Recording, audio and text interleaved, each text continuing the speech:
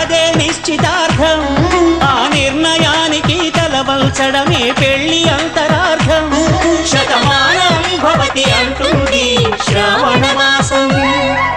శ్రావణ మాసం, శ్రావణ మాసం, తెలుగువారి పెళ్లి ఇలవైకుంఠమి మళ్ళీ. సంప్రదాయమే సౌందర్యంగా సాగుతున్న పెళ్లి, ఇది తెలుగువారి పెళ్లి.